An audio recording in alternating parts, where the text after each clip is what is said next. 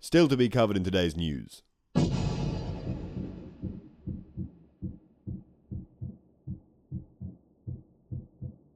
Going beneath the city. Charting London's lost cultural history on a trip down its subterranean rivers. And Mayor Boris Johnson's plans to uncover one of its biggest.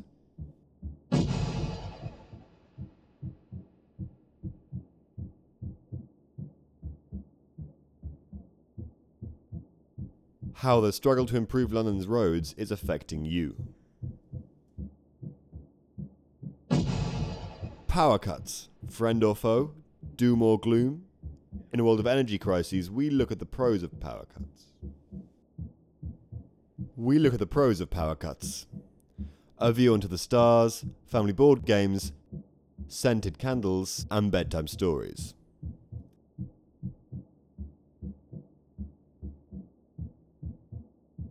And we look at how the government is proposing to deal with London's current pigeon infestation. Flying rat or mobile meal.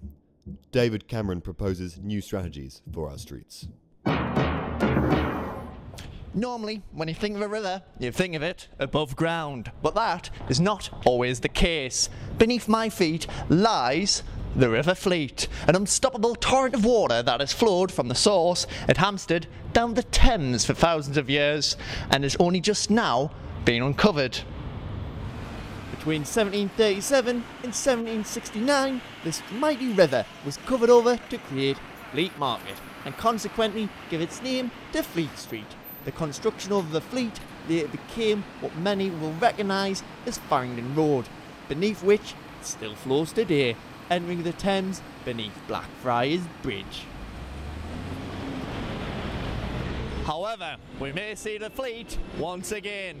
In recent months, Boris Johnson has proposed major roadwork operations that would replace 200 metres of Farringdon Road with reinforced plexiglass, once again revealing the Fleet and allowing Londoners to revel in its natural beauty.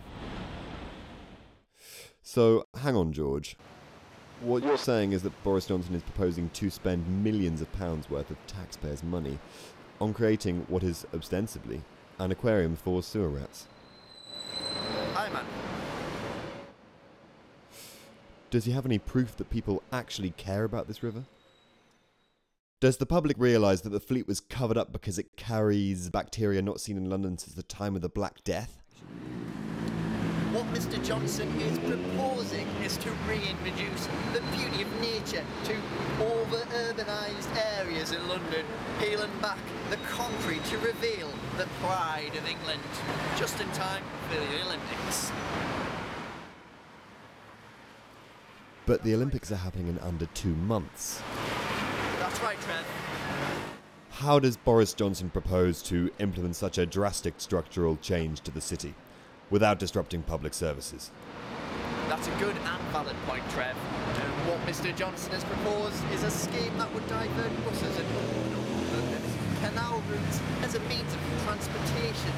He's also viewing the change as an incentive for people to cycle or walk to work this spring. I took an opportunity to speak to the public about these issues earlier. Could do that in some way. It would be wonderful, yes, absolutely. I mean, I live in Chelsea and it would be fantastic to get into this part of town by coming straight up the river and jumping out. Yeah, we don't use the Thames enough. I mean, the way I think Paris and other cities do use the river, but it's an impossible job. The number of bikes that have increased might be, beneficial and green, but actually it causes, I think, a lot of problems, a lot of difficulties.